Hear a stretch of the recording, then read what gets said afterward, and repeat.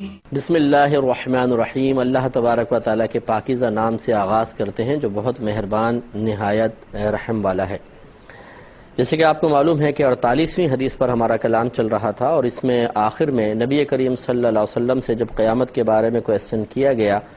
تو آپ کا ایک مبہم سا جواب تھا جس میں نہ اثبات تھا نہ انکار تھا۔ آپ نے جبریل امین کو جواب دیا کہ جس سے سوال کیا گیا ہے وہ سوال کرنے والے سے زیادہ نہیں جانتا ہے۔ ہاں، میں اس کی نشانیاں تمہیں بتا دیتا ہوں۔ تو اب اس سے اور پھر نبی کریم صلی اللہ علیہ وسلم نے مزید آخر میں سورہ لقمان کی آیت نمبر 34 کی تلاوت فرمائی کہ یہ قیامت کا علم انہی میں سے ہے جن کا ذکر ان 5 میں ہوا، اور سرکار نے 5 امور کو ذکر کیا جن کو امور خمسہ کہا جاتا ہے کہ اس کا علم فقط اللہ تعالیٰ کو ہے۔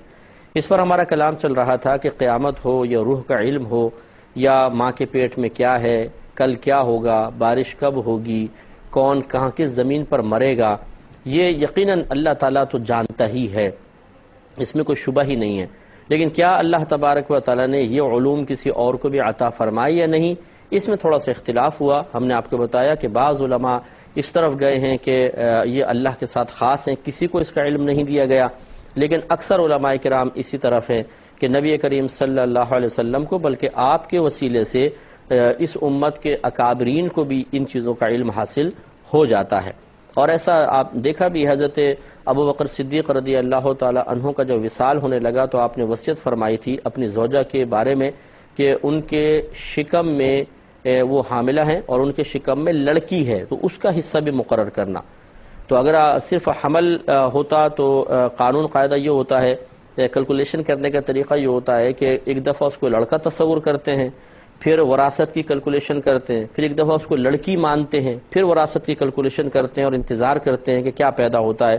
لڑکا پیدا ہوتا ہے تو لڑکے والے حصے کے مطابق تقسیم ہوتا ہے، لڑکی پیدا ہوتی ہے تو لڑکی والے حصے کے مطابق تقسیم کرتے ہیں۔ اور دیگر جتنے زندہ جو موجود ورثہ ہیں، لڑکا یا لڑکی کی کیلکولیشن کرنے کے بعد ان کے جسم میں حصے کم بن رہے ہوتے ہیں، اتنی رقم دے دی جاتی ہے۔ پھر جب اگر لڑکی پیدا، مثلا لڑکی میں کم مل رہا ہے، لڑکے میں زیادہ مل رہا ہے، تو لڑکی کا حصہ اس کو لڑکی تصور کر کے حمل کو ان کو حصہ دے دیتے ہیں۔ اب بھی لڑکا پیدا ہوا تو پھر زیادہ حصہ اگر بن رہا ہے تو جتنا کم دیا گیا ہے وہ بڑھا دیتے ہیں، اور اگر لڑکی پیدا ہوئی تو وہ تو حصہ مل ہی چکا ہوتا ہے۔ خلاصہ کلام یہ ہے کہ چونکہ معلوم نہیں ہوتا کہ ماں کے پیٹ میں کیا ہے تو یوں حساب ہوتا ہے، لیکن ابو بکر صدیق رضی اللہ تعالیٰ عنہ نے کنفرم بیان فرما دیا تھا کہ اس لڑکی کا بھی حصہ رکھنا جو میری زوجہ کے شکم میں ہے۔ اسی طرح تواتر کے ساتھ ثابت ہے، اور پھر الٹرا ساؤنڈ وغیرہ کی ایجادات نے تو اور حیرت انگیز طور پہ بتا دیا ہے۔ بلکہ یورپ کنٹریز میں تو جب کوئی عورت جاتی ہے الٹرا ساؤنڈ کرانے کے لیے، وہ باقاعدہ الٹرا ساؤنڈ کی کرنے کے بعد ایک ویڈیو، ایک سی ڈی اس کو دے دیتے ہیں بنا کر کہ یہ آپ گھر پہ جا کر بھی دیکھ سکتے ہیں، وہ آ کے گھر پہ لگا کر دیکھ بھی سکتے ہیں کہ بچے کی پوزیشن کیا ہے، اس کا چہرہ کس طریقے کا ہے، لڑکا ہے لڑکی، سب پتہ چل جاتا ہے۔ تو خلاصہ کلام یہ ہے کہ پھر ان آیات میں تعویل کرنا ہی بہتر ہے کہ یہ علم اللہ تعالیٰ کے ساتھ خاص تو ہے، لیکن اس وقت تک جب تک اللہ تعالیٰ کسی اور کو نہ دینا چاہے۔ اللہ کی عطا کے بغیر کوئی نہیں جان سکتا، اللہ تعالیٰ دینا چاہے، بتانا چاہے تو بتا سکتا ہے۔ اور یہی ہم اکابرین کے بارے میں عرض کر رہے تھے کہ انہوں نے تصریحات کی ہیں اپنی کتابوں میں کہ یہ 5 چیزوں کا علم اللہ تعالیٰ نے نہ صرف نبی کریم صلی اللہ علیہ وسلم کو عطا فرمایا، بلکہ آپ کی عطا سے اس امت کے اکابر جو صحابہ کرام گزرے ہیں، اولیاء عظام ہیں، انہیں بھی ان چیزوں کے علوم دیے گئے ہیں۔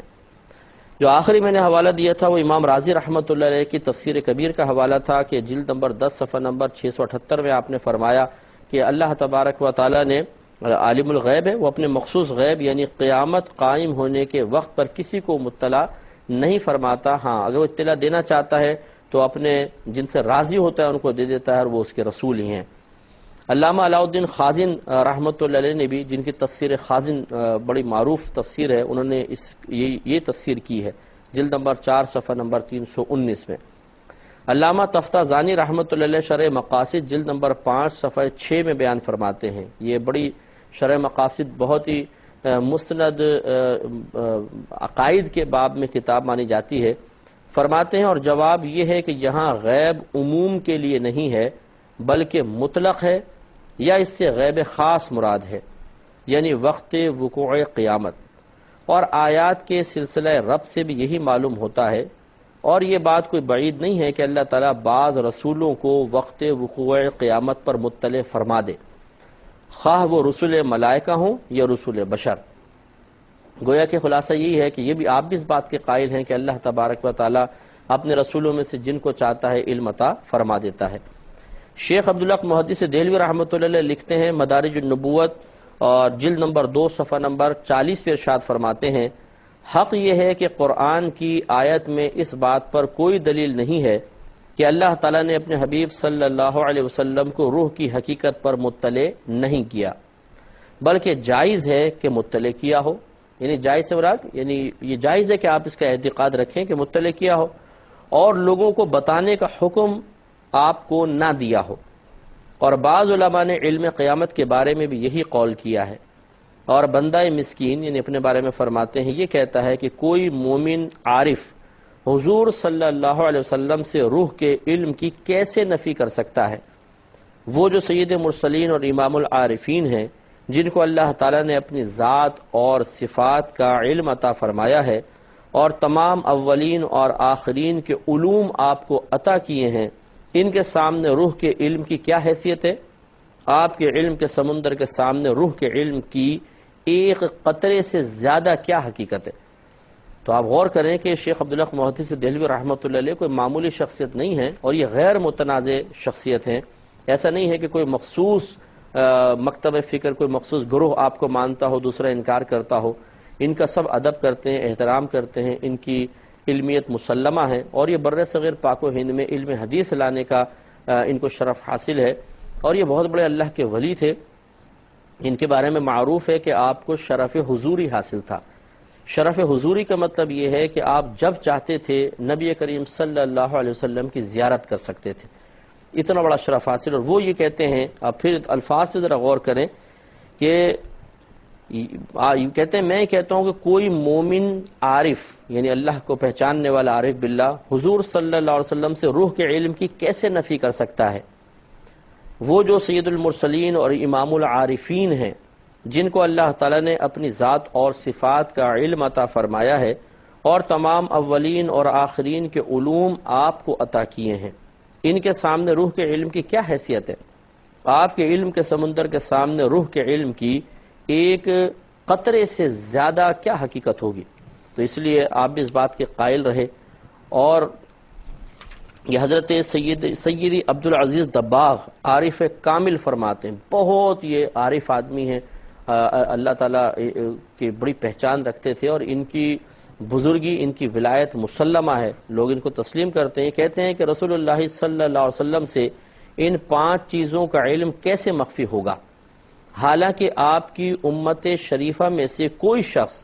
اس وقت تک صاحب تصرف نہیں ہو سکتا جب تک اس کو ان 5 چیزوں کی معرفت حاصل نہ ہو۔ گویا کہ آپ تو اس بات کا بھی دعویٰ کرتے ہیں کہ جو بڑے بڑے اولیاء اعظام ہیں، اللہ نے ان کو بھی اس کا علم عطا فرمایا ہے۔ البریز صفحہ 483 پہ آپ کا یہ قول موجود ہے۔ اور علامہ احمد قسطلانی شافعی جو 911 میں آپ نے وفات پائی تھی، تحریر کرتے ہیں ارشاد الساری، یہ بخاری کی شرح ارشاد الساری جلد 7 صفحہ نمبر 178 پہ آپ ارشاد فرماتے ہیں، کوئی غیر خدا نہیں جانتا کہ قیامت کب آئے گی سوائے اس کے پسندیدہ رسولوں کے کہ انہیں اپنے جس غیب پر چاہے اطلاع دے دیتا ہے۔ یعنی وقت قیامت کا علم بھی ان پر کوئی مخفی نہیں ہے۔ رہے اولیاء، وہ رسولوں کے تابع ہیں، ان سے علم حاصل کرتے ہیں۔ تو آپ دیکھیے کہ یہ بزرگ بھی اس بات کے قائل ہیں کہ اللہ تعالیٰ اولیاء اعظام کو بھی یہ علوم عطا فرماتا ہے۔ تو اتنی تفصیل بیان کرنے کا مقصود یہ تھا کہ ہمارے بھائی بہن بھی اس بات کو جانیں کہ اس امت کے یہ کوئی آج کا مسئلہ نہیں ہے کہ کسی نے نبی کریم صلی اللہ علیہ وسلم کے لیے ان علوم کو ثابت کرنے کی کوشش کی ہو، بلکہ یہ اکابرین اسلام جن کی بزرگیاں، جن کی علمیت، جن کا تقوی، جن کی پرہیزگاری مسلمہ ہے، سب مانتے ہیں، تسلیم کرتے ہیں، وہ اس بات کا دعویٰ کرتے ہیں کہ نبی کریم صلی اللہ علیہ وسلم کو 5 چیزوں کا علم دیا گیا ہے، لیکن اللہ تعالیٰ کی عطا سے از خود آپ نے کوئی نہیں حاصل کر لیا۔ جو از خود حاصل کرنے کا دعویٰ کرتا ہے وہ ضرور غلط دعویٰ کر رہا ہے، وہ کافر و مشرک ہوگا۔ لیکن جو اس بات کا دعوے دار ہو کہ اللہ تعالیٰ نے اپنے حبیب کریم صلی اللہ علیہ وسلم کو علم عطا فرمایا تو اس میں کوئی حرج نہیں ہے۔ اگلی حدیث پر آتے ہیں جو 49 نمبر حدیث ہے، اور یہ گزر چکی ہے، آپ کو شاید یاد ہو، بہت پہلے میں نے ایک حدیث کریمہ عرض کی تھی کہ جس میں ابو سفیان خود فرماتے ہیں کہ ہرقلہ کے ہم دربار میں ہمیں بلایا گیا، اور وہاں پہ اس نے نبی کریم صلی اللہ علیہ وسلم کے بارے میں کچھ کویسچنز کیے تھے، اور جب میں نے ان کا جواب دیا تو اس نے آخر میں ان تمام جوابات کی روشنی میں اس بات کو تسلیم کیا کہ ضرور یہ نبی کریم صلی اللہ علیہ وسلم وہی نبی ہیں کہ جن کے بارے میں ہم سنتے آئے تھے کہ وہ ان کا ظہور ہونے والا ہے۔ اسی کا ٹکڑا امام بخاری رحمۃ اللہ علیہ نے یہاں ذکر کیا ہے، وہ میں عرض کر دیتا ہوں تاکہ حدیثیں سب گزر جائیں ایک دفعہ نگاہوں کے سامنے سے، اور آپ بھی اس کو سماعت فرما لیں کہ بخاری میں کیا کیا حدیثیں کس طریقے سے درج کی گئی ہیں، لیکن اس پہ ہم زیادہ تشریح نہیں کریں گے کیونکہ یہ پہلے گزر چکی ہیں۔ تو حضرت عبداللہ بن عباس رضی اللہ تعالی عنہ کہتے ہیں کہ مجھے ابو سفیان نے یہ بتایا تھا کہ ہرقلہ نے ان سے کہا، میں نے تم سے سوال کیا تھا کہ لوگ زیادہ ہو رہے ہیں یا کم ہو رہے ہیں، یعنی جو لوگ نبی کریم صلی اللہ علیہ وسلم پر ایمان لا رہے ہیں وہ زیادہ ہو رہے ہیں یا ان کی تعداد کم ہو رہی ہے؟ تم نے کہا کہ وہ زیادہ ہو رہے ہیں۔ تو ہرقلہ نے اب نتیجہ مرتب کرتے ہوئے کہا، اسی طرح ایمان ہوتا ہے کہ حتیٰ کہ وہ پورا ہو جائے، یعنی ایمان کا معاملہ ایسے ہی ہوتا ہے کہ جب کوئی نبی اعلان کرتا ہے، اعلان نبوت کرتا ہے، لوگوں کو دعوت دیتا ہے تو آہستہ آہستہ تعداد بڑھتی ہے یہاں تک کہ ایمان مکمل ہو جاتا ہے۔ اور میں نے تم سے سوال کیا تھا کہ کیا کوئی شخص دین میں داخل ہونے کے بعد اس کو ناپسند کر کے اس سے پلٹ جاتا ہے؟ تو تم نے کہا کہ نہیں۔ تو اور اسی طرح ہوتا ہے کہ جب ایمان کی بشاشت دلوں میں رچ بس جاتی ہے، ایمان دلوں میں راسخ ہو جاتا ہے تو کوئی اس کو پھر ناپسند نہیں کرتا ہے۔ تو یہ ٹکڑا ہے کہ امام بخاری رحمۃ اللہ علیہ نے بغیر باب قائم کی یہاں پر ذکر کیا ہے، اور یہ گویا کہ جتنا پیچھے باب قائم ہوئے تھے اس کا ایک نتیجہ مرتب کر کے لکھ دیا ہے، مکمل کیا ہے۔ اس کے بعد اس باب قائم کیا ہے، باب کا نام ہے کہ بابو فضل من استبرأ لدینہ، اس شخص کا باب جس نے اپنے دین کو بچانے کے لیے مشتبہ چیزوں سے براءت حاصل کی، یعنی مشتبہ چیزوں کو چھوڑ دیا جس نے اپنے دین کی حفاظت کی خاطر۔ اس میں انشاءاللہ تبصرہ تو بعد میں ہوگا۔ حضرت نعمان بن بشیر رضی اللہ تعالی عنہ کہتے ہیں کہ میں نے نبی کریم صلی اللہ علیہ وسلم کو یہ فرماتے ہوئے سنا کہ حلال ظاہر ہے اور حرام ظاہر ہے، اور ان کے درمیان کچھ مشتبہ چیزیں ہیں جن کو اکثر لوگ نہیں جانتے ہیں، بس جو شخص مشتبہ چیزوں سے بچا اس نے اپنے دین کی اور اپنی عزت کی حفاظت کر لی، اور جو شخص شبہات میں ملوث ہو گیا وہ اس چرواہے کی طرح ہے جو شاہی چراگاہ کے ارد گرد اپنے مویشی چرائے۔ جیسے شاہی چراگاہ کے مطلب ایک گھاس کا بڑا میدان ہوتا تھا جو بادشاہ کے جانوروں کے لیے مخصوص ہوتا تھا، اور اس کے چاروں طرف ایک باؤنڈری وال بھی ہوتی تھی۔ تو اب کوئی شخص اپنی بکریوں وغیرہ کو لایا اور بکریاں وہ کسی طرح اندر داخل ہو جائیں تو وہ پھر قابل گرفت ہوتا تھا چرواہا کہ اس نے بادشاہ کی چراگاہ سے اپنے جانوروں کو چرایا، اس کو سزا ملتی تھی۔ تو سرکار اس حصی مثال سے سمجھا رہے ہیں کہ اور جو شخص شبہات میں ملوث ہو گیا وہ اس چرواہی کی طرح ہے جو شاہی چراگاہ کے گرد اپنے مویشی چرائے، کہ قریب ہے کہ وہ اس میں داخل ہو جائیں گے۔ سنو، ہر بادشاہ کی ایک مخصوص چراگاہ ہوتی ہے، سنو اس زمین میں اللہ کی مخصوص چراگاہ اس کے حرام کیے ہوئے کام ہیں۔ پھر فرمایا خبردار، جسم میں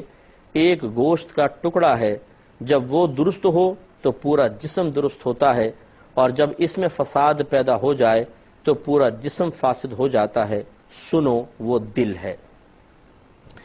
تو اب اس پہ غور کریں، سرکار نے فرمایا کہ حرام بھی قرآن میں بیان کر دیا گیا، حلال کا ذکر بھی کر دیا گیا، اور کچھ چیزیں بیچ میں مشتبہ آ جاتی ہیں جس میں شبہ پیدا ہوتا ہے کہ حلال ہے کہ حرام۔ تو نبی کریم صلی اللہ علیہ وسلم نے پھر تقوی اور پرہیزگاری یہی بیان فرمائی کہ انسان کو چاہیے کہ ان شبہات سے اپنے آپ کو دور کرے۔ مثال کے طور پر آپ ایک مارکیٹ میں جاتے ہیں، آپ کو پتہ ہے کہ جو عام دکاندار چیزیں بیچ رہے ہیں، ٹھیک ہے، اس کو خریدنا حلال ہے، ان کا بیچنا حلال ہے،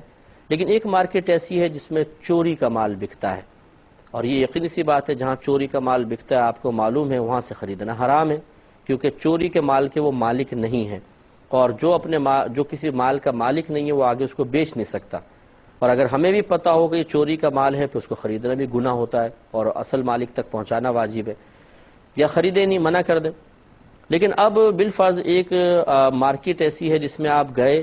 تو وہاں پہ آپ کو یقین نہیں ہے کہ چوری کا مال ہے، لیکن جب وہ پرائز بتاتا ہے تو بہت ہی کم بتا رہا ہے، لو پرائز ہے، اور آپ حیرت زدہ رہ جاتے ہیں کہ اس چیز کی اتنے کم قیمت تو نہیں ہو سکتی۔ اب دل میں شبہ پیدا ہوا کہ چوری کر کے تو نہیں بیچ رہا، اگرچہ یہ چوری والی مارکیٹ تو نہیں ہے جہاں چوری والا مال بکتا ہے، لیکن اتنی کم قیمت، اب یہ شبہ پیدا ہو گیا نا، تو نبی کریم صلی اللہ علیہ وسلم نے فرمایا کہ آپ کی یعنی اس تعلیم کا خلاصہ یہ ہے، بہتر ہے کہ اس کو چھوڑ دو، کیونکہ اگر تم اس کو اختیار کرو گے ہو سکتا ہے کہ ایک دفعہ جرات کرو، دوسری دفعہ کرو، اور پھر آہستہ آہستہ حرام میں ملوث ہو جاؤ۔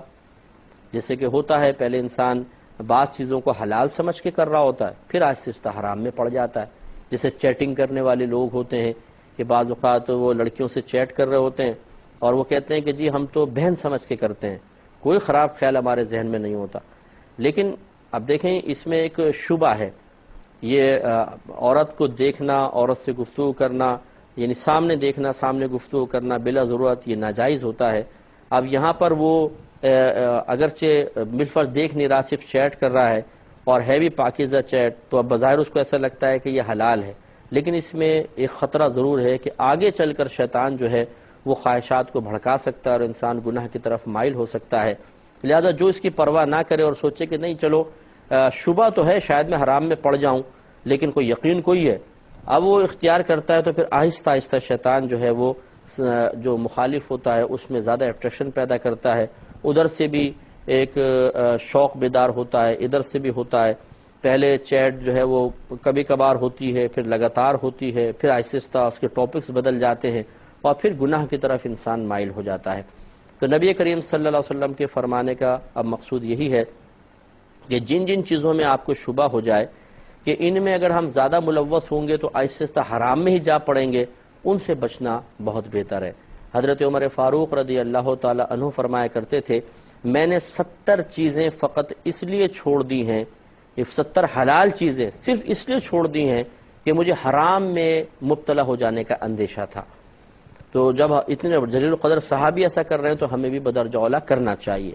لیکن یہاں پر ایک نفیس نکتہ ہے جو آپ کو سمجھنا ہوگا، ایک اپنی ذات کے لیے فیصلہ کرنا ہوتا ہے، ایک دوسروں کے لیے فیصلہ کرنا ہوتا ہے، اس میں فرق ہے۔ جب آپ اپنی ذات کے لیے فیصلہ کریں گے تو اس حدیث کو آپ بنیاد بنائیں کہ حلال ظاہر ہے تو حلال، بالکل واضح کوئی حلال چیز ہے اس کو استعمال کریں،